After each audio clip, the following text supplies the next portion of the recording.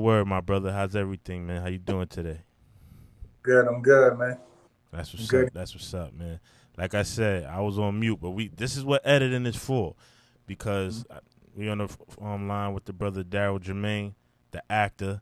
Like I was first introduced to Darryle when he was on the web series Mister. You know what I'm saying? Shout out to the whole cast of Mister. It was an amazing web series. If you ain't see it yet, make sure you go see it. It's on YouTube. And he played the part of Todd Lucky Johnson, which is actually the gentleman who wrote the story. So just understand, just tap it into that and the amount of pressure that's underneath actually taking on the role of the person that actually wrote the story. It's his basically his life story. So I definitely want to give a salute. And like I said, we here, we talking live with the brother Darryle Jermaine, man. What's going on, man? Man, salute, man. I appreciate y'all having me, man. Shout out to So Crooked, man, for having me on the show again, man. Definitely, definitely, definitely. But listen, I want to ask you something real quick before we get into the deep subjects. How long have you been acting? Um, well, you got professionally, I've been acting maybe for like maybe 3 years, Okay. meaning that that's when I obtained my SAG after my union membership. Got you, got you. Can Right. you tell us a little bit more about that? Because I remember on the last interview that we had, you was telling us, you was giving us the insight of the unionship as far as actors and things like that. Can you get more in depth for people that's trying to, take acting seriously and pursue a career? What's the necessaries they have to do to show their professionalism and show that they're certified? Yeah. I first and foremost, just you got to be dedicated. You know, what I mean, you got to set goals, um, and it takes you need three Taft Hartleys to become SAG after eligible to join the Actors Guild. You know, and joining the Actors Guild should be every aspiring actor goal to join that guild, because when you join the guild, it puts you into a different bracket. You know, as far as professionalism. You know, and that's why I had to sit and think when you asked me how long have I been acting professional, and I had to say 3 years. You know, but yeah, so you need three Tab Hartleys to join the guild. You know, it could be from commercial, print, whatever. It could even be from a web, so no web series. You know, but you need three of those to join with speaking lines. So. Okay. Okay. Okay. So can you go more into depth? What you called it again? I'm sorry. I'm a Teplin Tab Hartley. Tab Harvey. Can you go more into detail about that? Oh well, I mean, Tab Hartley had come from just an actor that back in the day, I think it was like the 1930s or something like Mm, that. They just named Tab Hartley after an actor, you know, okay. and you know, All right. So my next question is because right now we're in the realm of social activism. We're in the realm of black equality and things like that. As far as you being an African American actor, what are some of the things that are expected of you as far as roles, and also the the playing field even for African American actors and actresses inside Hollywood or whatever you would like to call it? Like, can you explain to the people what are some of the things that to show them that they can make it, and it's not just you got to be selected, because that's a thing that a lot of people say is like, oh, you got to be selected by the elites and things like that, and you're living proof that that's not necessarily true, because you come from where we come from, you come from the streets, you come from our type of background, and you doing your thing. So first I want to do is give you your flowers while you're still here, because you're an inspiration. You know what I'm saying? I don't know if you know that or not, but I'm telling you, you're an inspiration, because somebody that can see you come from where you come from and see where you at now, it's inspiring. It's definitely inspiring. It's definitely something to look up to. And this is why we're having this conversation. Right, man. I appreciate you, man, for giving me my flowers. I humbly accept them, man. Thank you so much. Definitely. Man. Well, as far as to answer your question, it's a line between, you know, the your white actors and your black actors, and I'm not being racist or I'm not pulling no race cards or anything. This is just what it is. Right. It is racism in Hollywood, but the good thing about it is racism in the world, period. But we're talking about entertainment. But the good thing about it is that us as African Americans, we have an opportunity to create our own lane now. Right. And what separates us now. So we don't, you know, I have people ask me, are you going to LA? Are you going to Hollywood? No, I'm not going to LA. I'm not going to Hollywood. You understand what I'm saying? Because to me, in my mind, Hollywood don't exist. Okay. You understand? Because I feel like the African American actors and actresses, they broke that barrier. Okay. You don't necessarily need Hollywood now. You know what I'm saying? There's a lot of people out here that's doing independent films. Like I said, man, shout out to Todd Lucky Johnson, you know, and Mech and everybody. There's people out there that are doing their own films, filming them, production, you know, putting them in the theater by themselves. No, don't need no real corporate backing. So, like I said, this is the best time in our lifetime to be self-aware as far as your business is concerned, to be self-aware as far as your worth, and to understand that at the end of the day, we're going to support us. You know what I'm saying? And that's a fact. You know what I mean? And you said a key thing, self-aware of your worth. Understand your worth.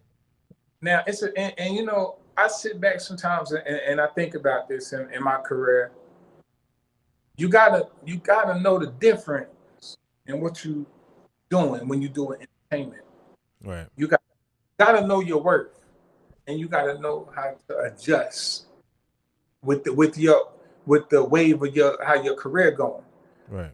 When I first started out acting in 2000, I first started out acting in 2011, and I was only doing it to gain leverage to, you know, get to somewhat where I'm at right now, right? It wasn't about money. It wasn't about money at all. It was just about I had a plan, I had an idea. Listen, I know I need to build a reel up. I need to get more experience on sets, more experience around these actors, this and the third. I've had, in my earlier beginnings, I had a director tell me straight up. I asked him to keep me in mind for a job. He told me straight up, he said, listen, you need work. He said, you need work.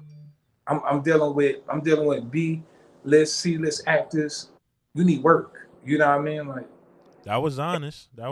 You know, and we us nowadays, we have to learn how to take constructive criticism without feeling offended. You know what I'm saying? Somebody telling you that you need work or something like that is never in a situation where you should hear that and feel like, you know what, forget it, I'm not going to do it no more. He tell me I can't do it. No. At the end of the day, if this is something that you love and this is something that you're passionate about and somebody is telling you that has the experience, that has what necessarily you want to get to as far as whatever craft you're in, and they tell you you're not there yet, don't take that as a term of saying you can't do it. The person is basically just letting you know, like, they see something and they know that you could push further than that. And this is why they're telling you the things they want to tell you. I just wanted to put that out there because I know a lot of people hear that, oh, you're not nice or you're not this or you're not that, even with like rap, anything you do in the world. The moment somebody tells you that you not ready or you not this or you not that, you start saying they hating or they don't believe in you. No, take that, learn from it, and push forward. You know what I'm saying? Now, I'm sorry to cut you off. Now that's definitely a fact, man, and that's what I did. Like I could have took that in a different type of way and say, you know what, man, who is he to tell me, you know what I mean, what I'm doing right and what I'm doing wrong? But I didn't because I wanted to be a student. right. You know what I'm saying? I want to be a student of the game. So I took all the and I'm still taking constructive criticism from people. You know what I mean? But at that point, I took that. You know what I mean? I said, you know what? I need to better myself. So I need to go. I need to do this. You know what I mean? To better myself. And you know, I would go on sets and I would do background work, and I would just network and just so happened like I just had that. You know, I would go into auditions and the casting director would say, "You got to look." You know, you definitely got to look. That's what they would tell me. You definitely got to look, but could you deliver? You know what I'm saying? Like, are you believable? You know, and some roles I got, some roles I didn't. You know, but I always network, and it's good to network. You know, but now we're in this pandemic where we're not seeing each other face to face. We're not going on these auditions in Manhattan and wherever have you. You feel what I'm saying? So we got to do it remotely, you know. And my advice to any person that's trying to be in this entertainment business, network. They got Clubhouse, network on Clubhouse. Do your Googles on how can you become an actor. How has Clubhouse been helping as far as your business is concerned? Because I hear that a lot. A lot of people are talking about Clubhouse right now, and I'm on Clubhouse. I'm not on it religiously yet, but I definitely want to start getting on there and networking myself. But I'm hearing that Clubhouse is like, can you describe what you feel Clubhouse is to you? Like what it represents to you? So Clubhouse to me is really all right. So Clubhouse is a networking tool, but to me, Clubhouse is for beginners. People that's trying to get a connect. That's what it's about. People that's trying to get a connect. People that's not really necessarily in the industry moving and grooving. You know what I mean? It's people in the industry that's moving and grooving that's on those platforms. But those are the people that's giving you advice. You know, it's way more people that's, you know, I need to connect. I need this. I need that. Here, listen to my music. I'm trying to be an actor. You know what I mean? Like, so I think that's what Clubhouse is for. As far as me, like Clubhouse, it hasn't benefit me yet. You understand what I'm saying? Right. Why? I don't know. You know what I mean? I really don't know. You know, but I don't know. To somebody that's starting out, like I said, and they're trying to get on, you know, these TV shows, whatever. Clubhouse is definitely where you need to be. You know what I mean? It's definitely where you need to be because it's different levels with acting. You feel what I'm saying? Like, and once you get to a certain level, like when you get to the SAG level and you start getting representation and stuff, you don't need platforms like Clubhouse. You feel what I'm saying? Like Clubhouse, the only person that can help you on Clubhouse is somebody that's really in position to help. You understand what I'm saying? Right. Okay. So Clubhouse is basically like the line before the door. Yes, it is. The Yep. line before the door. Okay. Now, I want to touch more on Darryle Jermaine, the man, because me and you have had conversations, and one of the reasons why I wanted to interview you because, like I said before, you come from where we come from. Like most of the people that follow So Crooked. First of all, let's get into it. So Crooked, the brand, what it represents is basically you just living your truth. At the end of the day, you know, society wants you to live one certain way. They want you to, you know, go to college, which is nothing wrong with college, you know what I'm saying? Respect to everybody that go to college. Respect to everybody that's higher in their education. But we all know that college is not for everybody. It's not a Right. it's not a bad thing, but college is not for everybody. But you know, America tends to make us feel like it's a requirement, or certain jobs is a requirement. So the brand So Crooked is basically just letting you know to live your truth, whether it be how society wants you to live it or how you determine to live it. Like yourself, you're an actor. You know what I'm saying? Me, myself, I'm a journalist. I own a clothing line. I got brothers that do skateboarding for a living. And these are not ideal jobs in American society. You know what I'm saying? So that's basically what the brand stands for. So Crooked is living in your truth. When others fly straight, we so crooked, man. But what I want to get into more, like I said, I want to get into your life and your upbringing because it's interesting. It's not unique because at the end of the day, a lot of brothers in our neighborhoods and our hoods and things like that go through some of the adversities that you went through as well. So I just want to touch in on that and explain to the people who you are, where you came from, and how you got to where you at today. All right. Guys know I'm Darryle Jermaine. I'm originally from New York, Brooklyn, New York, Canarsie.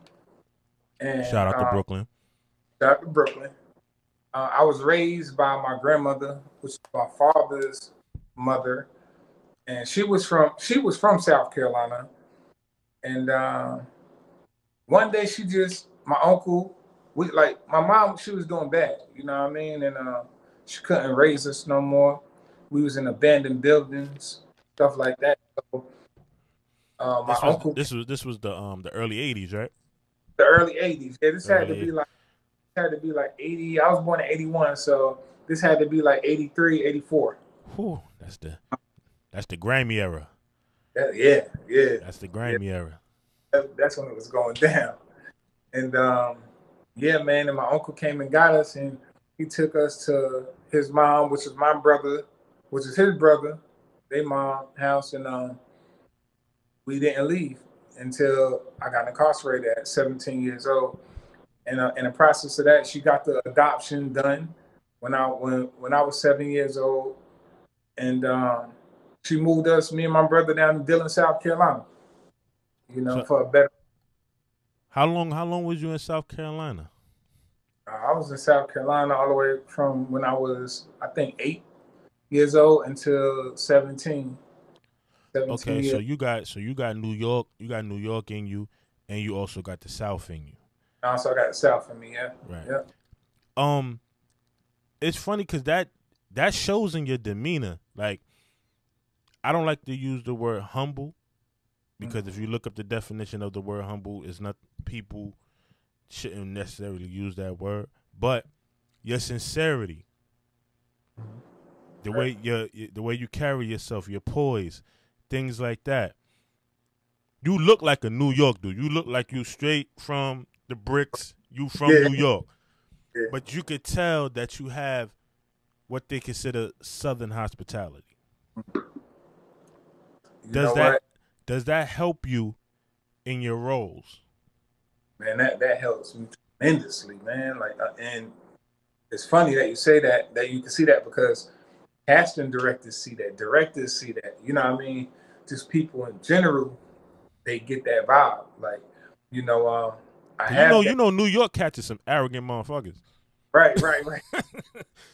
yeah. You know what I mean? And I understand that I do have that look. I have that New York look. I have that different look. And because is it New York? The New York look is different, man. You know what I mean? You know a New York. You can spot a New Yorker from anywhere. Exactly. But a lot of people do tell me that I do have that Southern hospitality, that Southern warmth about myself, and I'm just grateful for that. You know what I mean? Because it balances me out. You know what I mean? It balances me out in this industry to be just to know where I come from, you know, and know where I'm trying to go. I come from a small town in Dillon, South Carolina. You know, I represent Dillon. Even though I'm from New York, born in New York, I represent Dillon, South Carolina because that's the mud down there. You Shout out to understand? South Carolina, man. Shout out to all my people down there, man. That's the mud, and that's where I learned everything. I learned how to cook. I learned how to clean. I just learned everything in South Carolina, you know, and I understand where I'm from. It ain't much opportunity. The only thing we know in South Carolina is sports. Basically, that's it. Just sports. Sports. You know what I mean? Like just sports, bro. Like for real. You know what I mean? So we the goals ain't that high. You know what I mean? A lot of people, we got mad talent in Dillon, South Carolina, but a lot of these kids, they turn to the streets. Right. Once they high school, they go straight to the streets. It's a waste of talent. You understand what I'm saying? And then I think that's why a lot of people in my city, they respect me for what I'm doing because they seen that I'm taking that negative and turning it into a positive and showing people like, listen, we got talent here. You know what I mean? Like, but it's bigger than here. It's bigger than Dillon. You know what I'm saying? Like, we need to get out of Dillon, go do something, and then bring it back. You know what I'm saying? And that's exactly what I'm trying to do. That was my plan. So if you're speaking to a young man from Dillon, South Carolina, like I said, salute to South Carolina, salute to Dillon, South Carolina. If you was talking to a youth from down there, what advice would you give him to basically follow his dreams? If, like, let's say he come to you, hey, you know, Darryle, I want to become an actor too, and this, that, and the third. What advice would you give him? Education is key. First and foremost, education. Okay. Go to school. Go to college. If you qualify for college, you want to go to college, get a college degree. If you don't, it's good. You feel what I'm saying? It's all good. You feel what I'm saying? Because everybody don't have to go to college. But stick to your dreams, stick to your goals. Don't give up. Believe in yourself.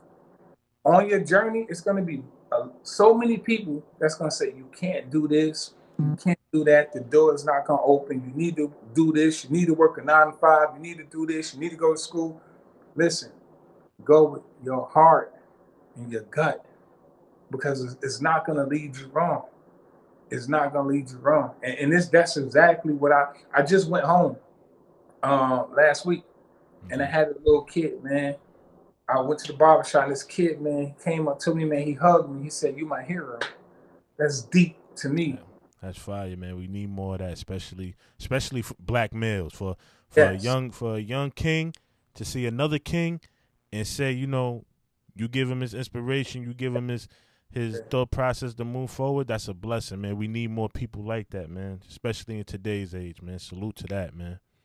Yes, sir. So you know, I mean, that's what I would tell them. You know what I mean? And just I mean, entertainment is not for everybody. Football is not, sports is not for everybody. You know what I mean? Like, so you just gotta find what you're good at, and you gotta find what comes back to you, what keeps coming back to you. If you like acting, there's other things you could do other than just acting. You could be the guy behind the camera, study, go to school, learn the camera, production, audio.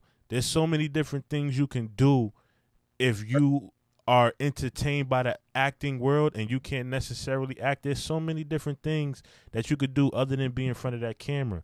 You know what I'm saying? Us as a people, we got to understand that we don't necessarily got to be in front of the camera all the time. There's things that we could do behind the scenes that matter, that helps push the envelope for whatever situation is going on. You know what I'm saying?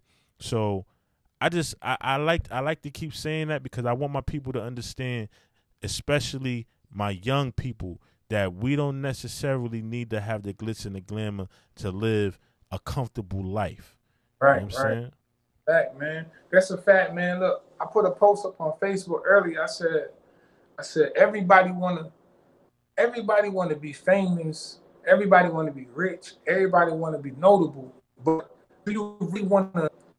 Are you really ready for what comes with this shit? You know what I mean? Like, because this entertainment shit is deep. Like, listen, this whole, like, not even just today, just for the last week or so, I've been in just deep thought. You feel what I'm saying? Everything just been coming so fast to me. You know, I just got off a flight yesterday, like, because I'm around, you gotta understand, I'm around people who went to school, got degrees in this shit. You feel what I'm saying? Right. From the gutter. You understand what I'm saying? Like, I got a penitentiary degree. You understand what I'm saying? Like, so I'm like, damn, like, I need to do this, I need to do that. But then I kind of like calm myself down. I say, you know what?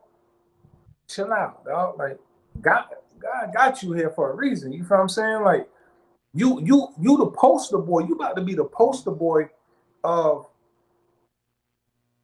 how can I say it, man? You about to be, this how I see it. You about to be the poster boy of people that said you can't make it without going to school, without having this type of training, that type of training. You feel what I'm saying? Right. You know, I'm the epitome of that.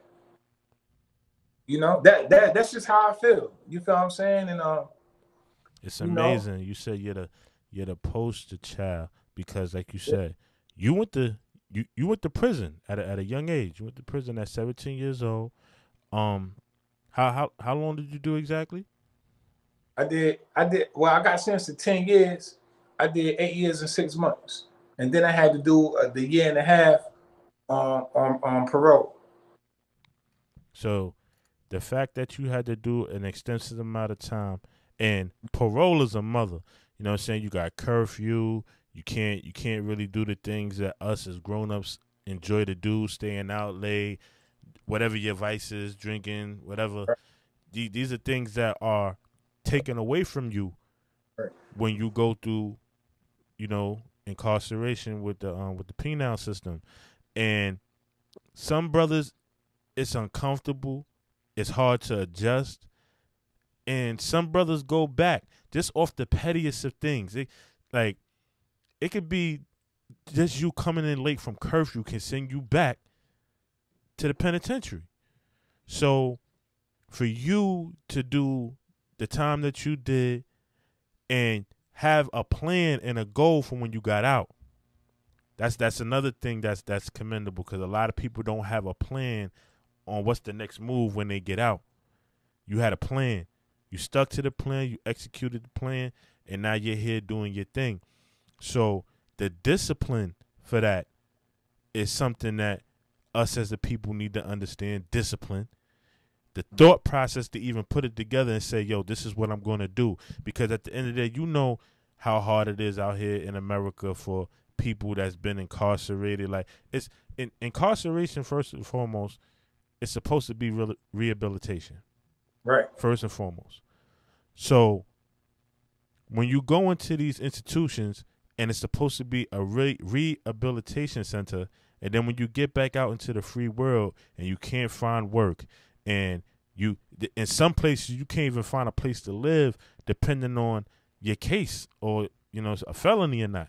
So it's a uphill battle, especially for people like you in your situation. It's an uphill battle to win.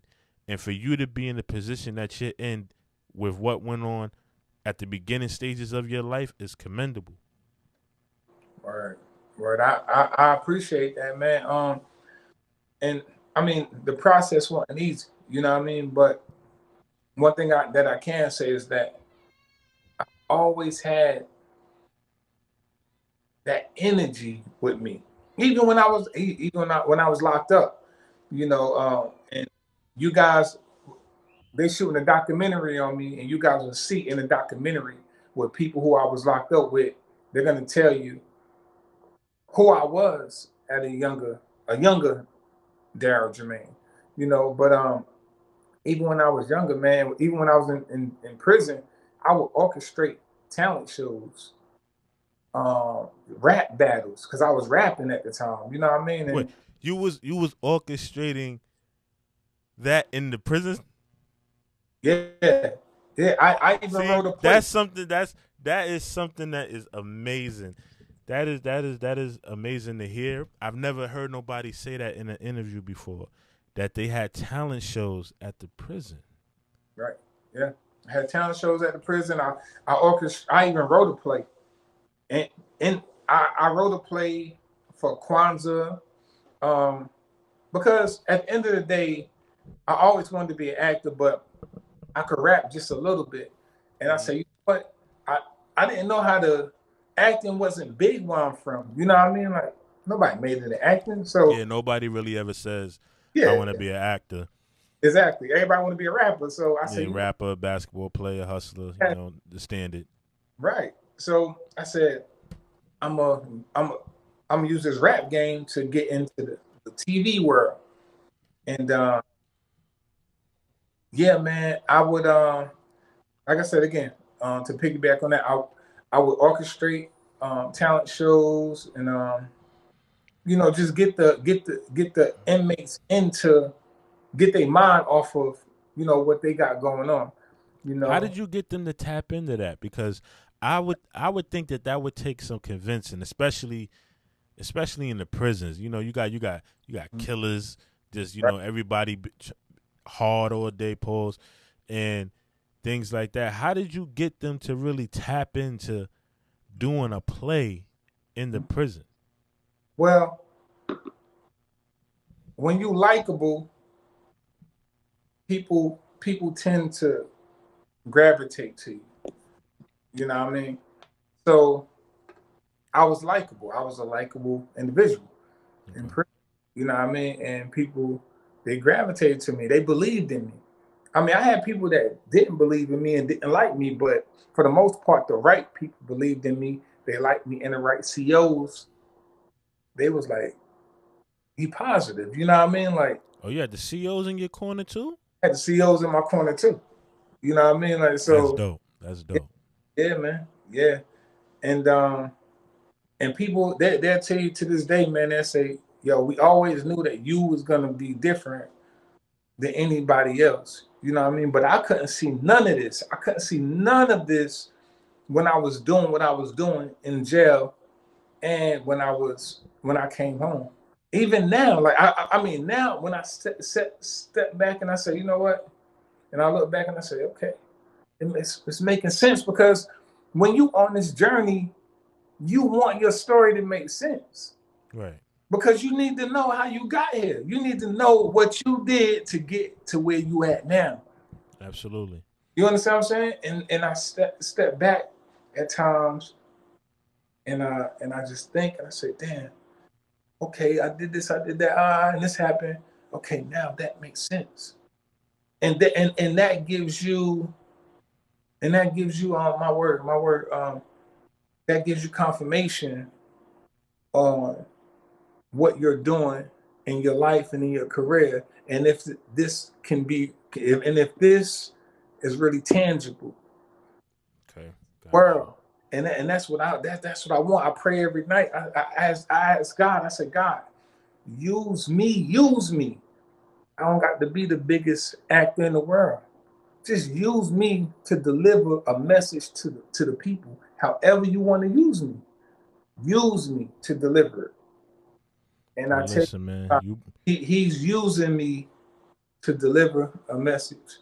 You understand what I'm saying? I don't care if I'm in a show with no lines. I ain't talking about nothing. I'm there. You understand what I'm saying? I'm there. I'm in the midst. I'm networking. You know what I mean? I'm rubbing elbows with the right people. You understand what I'm saying? And I'm okay with that. You know what I mean? I'm okay with that. That's dope, man. You know what I'm saying? Definitely manifesting that into real life, man. Your prayers are definitely coming through because from what I'm seeing, everything that you just said is coming forth full bloom, Right. and like I said, we salute you for that. Another question I have for you. You played the role of Todd Lucky Johnson in Mister. Right. Now, me being from Mount Vernon, shout out to Mount Vernon, you know what I'm saying? It's Mount Vernon, New York, shout out to Mount Vernon. I've heard the stories of Todd. You know what I'm Mm-hmm. saying? I'm a little younger than Todd himself, Mm-hmm. but coming from the town. Let's be clear. I was born in Mount Vernon, New York. I was raised in the Bronx. My whole entire family's from Mount Vernon. I come up to Mount Vernon every summer, hang out with my cousins and things like that. And I've heard the stories of Todd. You know what I'm saying? We're not going to get into that, but like I said, I heard the stories. And then when he first started out rapping, right? He came home. He came home from prison. He was rapping. The rapping transitioned into the storytelling with the books. The books did well. He did his thing with that, and then he went into film production. Now, in the midst of him going into film production, you know, shout out to my cousin Mac, his partner. They came up with the concept to do Mister. How did you get in tune with them doing the show Mister, and how did you get the leading role of playing Todd Lucky Johnson? Oh man, that's a good question, man. Actually, I got the leading role. I was working in Mount Vernon at this recycling company, and my cousin, what was told to me from Luck was my cousin Tisha Thompson from Mount Vernon. She reached out to Luck. Luck was about to do Mister. He was looking for characters. He was looking for a lead character, and my cousin hit him up. Him and my cousin like this. And my cousin hit him up. She was like, yo, you know my cousin, he be acting and stuff, yada. So she gave my information. He looked me up. And really the rest was history, man. Like, I was on the set. So when that day he called me, I said, yo, say no more. I'm going to do it. You feel what I'm saying? Because at that time, I had no credits, really. Nothing. You know what I mean? And this is what I wanted to do as far as, like, be a lead in a movie or a show, TV show, whatever, you know what I mean? So I'm like, yo, let me get it. You feel what I'm saying? I had less than 2 weeks to memorize my script. You understand what I'm saying? 2 weeks? Less than 2 weeks. Less than 2 weeks. Less than 2 weeks. So you was focused. In the minimum to memorize a script, you need, and that was a short film. You're gonna need at least a month. You want a month. You want a good month. You know what I mean? But and we always talk about this, like, yo, he'd be like, yo, I know, bro. Like, if I would have gave you that script like a month ahead, oh man, like, I know. But that was my first lead, and to me, I could have did better. But you know, I'm an actor. I critique. I'm a worst critic. You feel what I'm saying? Like, so, you know. I was just about to say, because you did your thing. You know what I'm saying? From me being around Todd and seeing his mannerisms and how he carries himself. You know, Todd don't really talk too much. Yeah. You know what I'm saying? But when he talk, he dropping some jewels. Right. So right. when I saw you playing the role, and just every time you spoke in the role, it was a jewel. It was some type of jewel being dropped, and that's what Todd was about. Todd was always about just dropping jewels. You ain't really gonna get too much quote unquote bullshit talk from him and stuff like that. So when I was sitting there and I was watching the film, I felt like I was watching Todd. Right. Okay. You know what I'm saying? Like, even there was some scenes where Todd had to get semi-aggressive, but that's how he moves. It's like Todd is a gentle giant, but if you piss him off, it's a whole nother story. Right. You know what I'm saying? And you know what? And that was in the web series. You know what I mean? Like, so after we shot the movie, you know, mind you, this is Todd's first film, the movie. So I put a bug in his ear. I said, yo, listen, because I was already moving and grooving in the industry. So I'm like, yo, that's when Money and Violence was out, and then Respect Life was out. Right. And I said, yo, listen, it's a wave going on. Like, we need to jump on it. Let's do a web series, yo. Oh, so it started out as just a movie. It started out as just a movie, not a web series. And you brought it to his attention, and y'all orchestrated it where y'all turned it into a web series. Yep, we turned it into a web series. Yep, That's dope. Yeah, man, and he just believed in me, man, and that's big to me that he believed in me. Like, you know what I mean? Like, I know, like I have so much respect for him, man. Like, and for him to just like believe in me because, like you said, I said, like we come from the gutter, so we know what real street shit is. You know what I mean? How we know this real shit. You know what I'm saying? Right. I just had so much respect for him because what he been through. You know what I mean? And then he's really feeding into what I'm selling him. So I'm like, damn, like I hope he do it. He did it. And we started filming, man. Like we started filming the web series, and it really turned out like we really was like top five. You know what I mean? With the web with Mister in the web series in that strong era of money and violence, Definitely was. respect life. You feel what I'm saying? Like we really we was up there. We was up there. And I ain't just saying that because I'm in it. I'm saying that because that's the truth. You know what I mean? And you Oh know, yeah, but the numbers don't lie. yeah, numbers don't Numbers don't lie, man. man. Yeah, man. But it was a good experience, and it got and it also helped me to build my career, my craft, and build the character of. Now, when we did the web series, a lot of things, things turn fiction. You feel what I'm saying? Like you gotta throw this in and Yeah, that in. you gotta make it interesting. You know what You I'm gotta saying? make it in. But at that time when we was doing, I think I got luck. I got luck down pat when we started doing the web series. The movie, I didn't really know him. You know what I Okay. mean? But after we shot the movie, and then we was talking about the web series, me and Luck would be on the phone for hours, bro. Like for hours, literally hours, talking. Like, listen, I had this dude whole mannerism down. I'm talking about whole mannerism. Your boss, yo, what's up? Your boss. That's time, man. That's luck. Yo, boss. Listen, before he got hit whatever, I had to walk down. I had to talk down.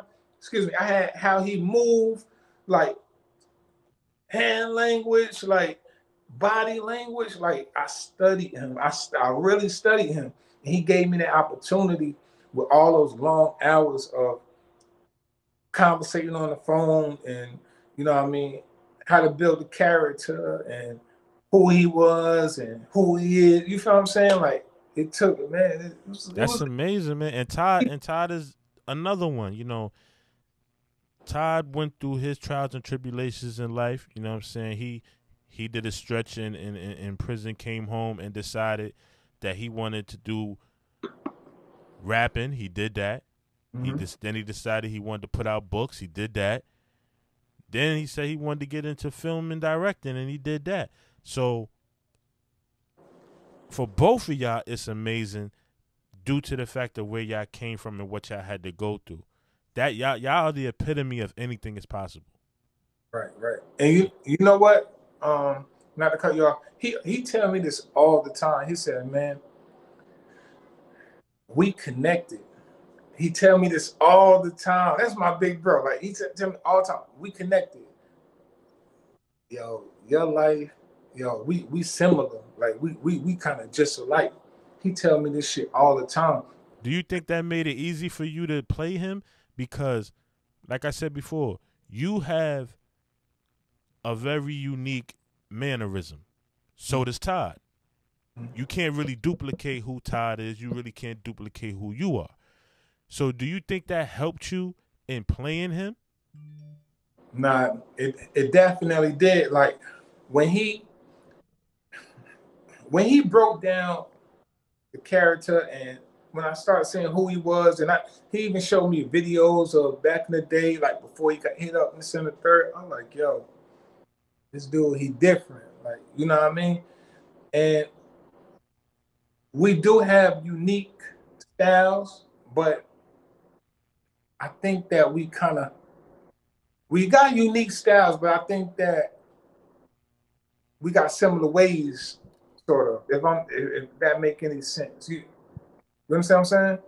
Yeah, definitely. I understand where you're coming from. But yeah, so that helped me with the similar ways that helped me critique that Luck builds, the character Luck builds in the web series. Okay. That's what's up, man. That's what's up, man. Yo, I'm here to tell you that was an amazing role that you played. You know what I'm saying? And I know that you're doing just as good in all your other roles, but I know for that one, for me, it was different because, like I said before, I come from where the movie was based out of, and I understand the story and I understand the history behind it, and to see it come full throttle on the big screen, I know it meant a lot to me. It meant a lot to everybody that was involved. It Right, definitely meant a lot to the city of Mount Vernon because Mount Vernon knows the history.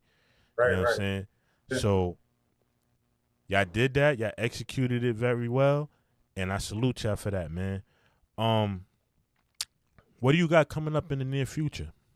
Oh man, man, I kind of got a lot. Like, um, I got some urban branding. Um, they trying to make me a urban ambassador for a clothing line. Okay. We're working out the contracts for that now. Of course, February the 13th, we got the Megan Good movie "Death Saved My Life" on Lifetime at 8 p.m. Make I sure just y'all check that out, man. I'm gonna watch that. make sure y'all check that out. I just got the agent a couple of weeks ago, the commercial agent. I'm still looking for theatrical agent. Okay. So a lot of people, few agencies in Atlanta, they hit me up, but they want me to move to Atlanta. You know how that go. Like the city. Now, Yeah, now they say that Atlanta is the Black Hollywood. I'm hearing that a lot. I think Tyler Perry has a studio down there in Atlanta and right. everything. So they're saying that Atlanta is like the new Black Hollywood. You feel the same way? Yes. Yeah, I definitely feel the same way. And it's even bigger now because just last week, 50 Cent, he's the executive producer of BMF, Black Mafia Family, and they just started filming. Um, and it's a TV series in Atlanta, Okay. and it's going to be on Stars. So if you know anything about 50 that he's attached to, like Power, so this BMF series is going to be it's going to have some longevity to it. You understand what I'm saying? And actually, I'm calling my lawyer. I'm my lawyer. I'm calling my agent Monday, man. I'm gonna have a discussion with her about you know trying to get me an audition. You know what I mean with casting, man, for BMF. Man, I'm really trying to get on that show. That's a good look, man. Everybody know the history behind BMF, and everybody's gonna be tuned into that. So I, that's a power move. that's a power move, and I really think that it's a character out there for me on BMF because it's just like the universe is lining me up with it because from the South, I could deliver the accent, but they wasn't really from the South, but still though, you feel what I'm saying? Like I could deliver an accent, I got the demeanor, you feel what I'm saying? Like I just feel like a character is awaiting for me, man. Well, listen, man. We hope to see you on that show as well, man. Definitely, man. You know what I'm saying? Yo, listen, man. I like to thank you for taking the time out your day and having this interview. It was definitely very informative. It was something that us as a community needed to hear because we got to support one another. The Right. black community, we got to support one another. Communities all around, not just black, but Yeah. especially black, because at the end of the day, we understand what it is to have unity and to need unity. You know what I'm saying? Right. So, again, I want to salute you, man. Thank you for taking the time out, having this interview with us, man. Everybody that's going to watch this, tap in, tap in, tap in. You know what I'm saying? The brother's good, excellent actor. Make sure y'all watch the web series Mister. Make sure y'all just Google him. Watch everything that he's done. He's done a couple of movies, man. You want to go down the line of the movies that you've done, man? I mean, I've been in Wolf of Wall Street. I've been in 79 Parts. I've again with film with Megan Good, which that was big. That was big because I wasn't even supposed to be in the movie. For one, I was just supposed to be a stand-in in the movie, and they just like my look, and I'm telling you no lie. Like, they like my look, and they say, we got to get him in this movie. So they gave me like a little cop role, you know what I mean, which I appreciate. You know what I'm saying? Like, they gave me a cop role. So yeah, man. I've been on a host of ID TV shows, just a host of things, man. If you want to check me out, I'm on IMDb under Darryle Jermaine. I'm under on Instagram, it's Darryle_Jermaine. On Facebook, it's Darryle Jermaine. There you go, my brother. Salute to you, man. Like I said, thanks again for taking time out and speak with us. Until next time, man, it's your man Bundles here, man. So Crooked is not just a phrase, it's a lifestyle. And we gone. One. I ain't finna tell y'all how I got away with this shit. These guys are serious. They mean business. Very, very dangerous people. So crooked. I ain't never feared no op. If a nigga run up, then the body gon' drop. Get him last year, nigga, mom still crying. Took a son from the world, but them tears don't stop. He ain't have shit, so we use that pop. With right that lock, and the fiends come cop. We ain't do chores, we ain't wipe no floors, but I gotta keep it clean, so I use that mop. I ain't never feared no op. If a nigga run up, then the body gon' drop. Hit him last year, nigga, mom still crying. Took a son from the world, but them tears don't stop.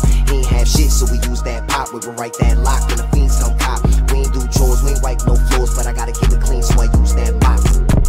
We was young on the back block. Shit, the park got shot, niggas drawn on the black top. Got the call, it was that high. See my man turn it down, you alive, nigga, that's why. Seen blood for the first time. Crime scene, not me, if you ever see a courtroom.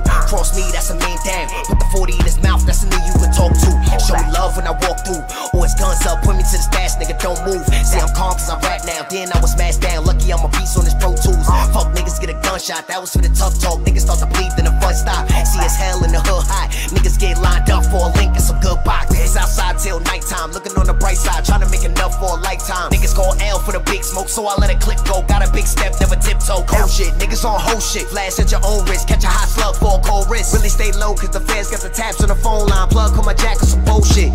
So crooked, nigga. Know what the fuck it is out here, man. Y'all niggas standing against us is gonna get it. Anybody gonna get it. It's the mafia, nigga. Mob time. The fuck you talking about, nigga? I ain't never feared no op. If a nigga run up, then the body gon' drop. Hit him last year, nigga, mom still crying. Took a son from the world, but them tears don't stop. He ain't have shit, so we use that pop. With right that lock, and the fiends come cop. We ain't do chores, we ain't wipe no floors, but I gotta keep it clean, so I use that mop. I ain't never feared no op. If a nigga run up, then the body gon' drop. Hit him last year, nigga, mom still crying. Took a son from the world, but them tears don't stop. He ain't have shit, so we use that pop. With right that lock, and the fiends come cop. We ain't do chores, we ain't wipe no floors, but I gotta keep it clean, so I use that mop. I ain't never feared no op. Let a nigga run up, then the body gon' drop. Hit a nigga all in his top. Left a little nigga park like he pulled up in the lot. My chain for your life, nigga, we can make a swap. Couple niggas left, couple niggas got dropped. Told Bundles, I'ma take this shit to the top. My word is my bond and loyalty is all we got. Heard niggas crying and they bitching for a spot. It's me and Young L, niggas know we got it locked. Baltimore go, niggas know I don't stop. Shoot a nigga up till I see the body drop. Bitch said she love me, told her stop talking hot. You don't love me, bitch, you really love this cock. And the ones you call bro be the ones with the plot. The close ones to you be the ones you gotta watch. Bitch said she leaving till that whole kick rocks. You in the casket, I ain't crying over box. Focus on the bag, bitch, I gotta get the block. I crawled at the bottom, now I'm walking on the top. But the politicking and the hating gotta stop. Cause I can pull up broad day, make it hot. Yeah, niggas know I'm still posted on the block with a 100-round drum and a 30-round mop. I don't fear no op, nigga. These guys are serious. They mean business. Very, very dangerous people. So crooked.